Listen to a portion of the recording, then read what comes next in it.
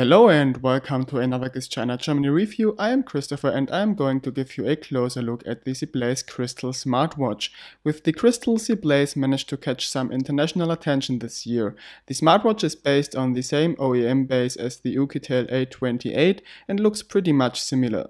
The manufacturer uses a slightly curved display glass on the front, which is being held in place by a comparably thick metal frame.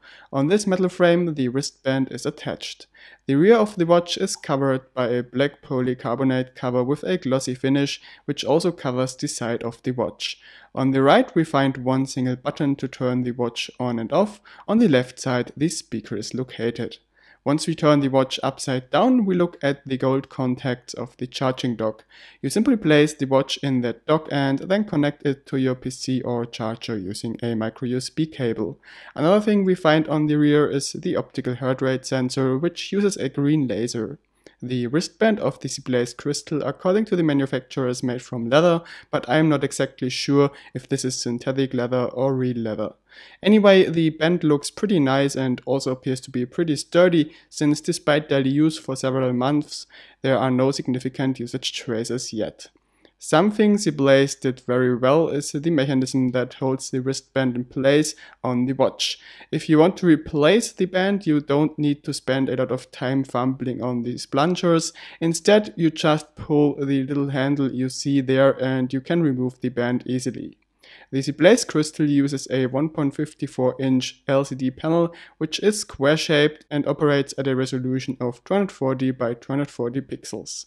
Unfortunately, the screen doesn't offer intense colors and the backlight seems a little inconsistent.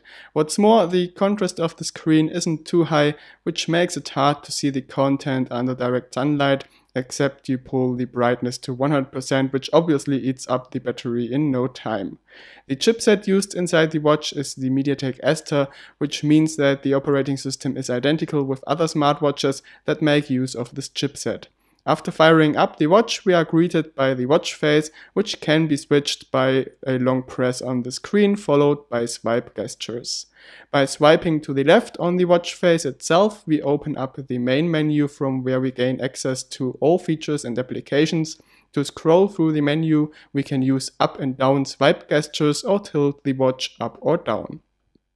Apps are opened by simply tapping on the icon and can be closed again by simply pressing the button on the watch's side or by swiping from left to right on the screen. The most important features, such as viewing notifications, drop or accept phone calls, reading SMS messages, the alarm feature or the pedometer are all working fine.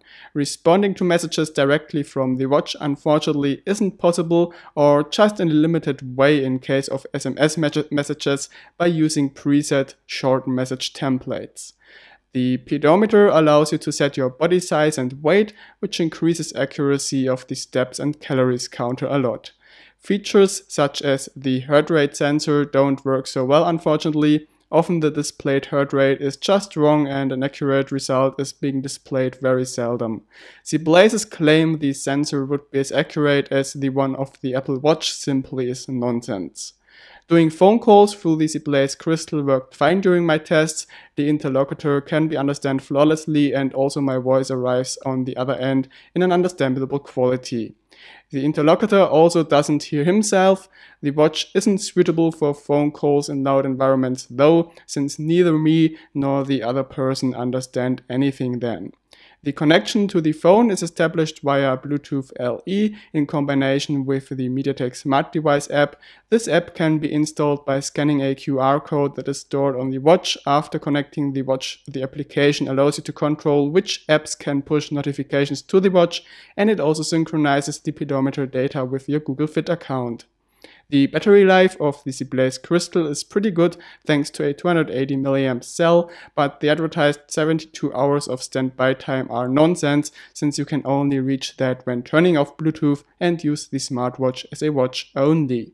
In real life, the battery life is about 40 hours when setting the screen to 50% brightness and disabling Bluetooth overnight.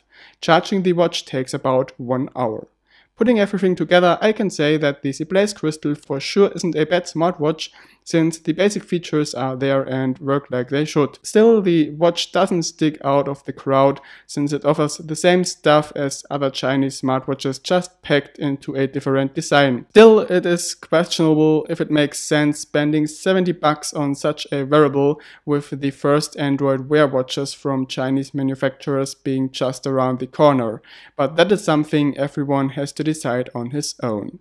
So that's all for now. I hope you did enjoy this review, and in case there are any questions left, do not hesitate to drop a comment. In case you like what we do at GizChina Germany, make sure to subscribe to our channel. Thanks for watching, over and out.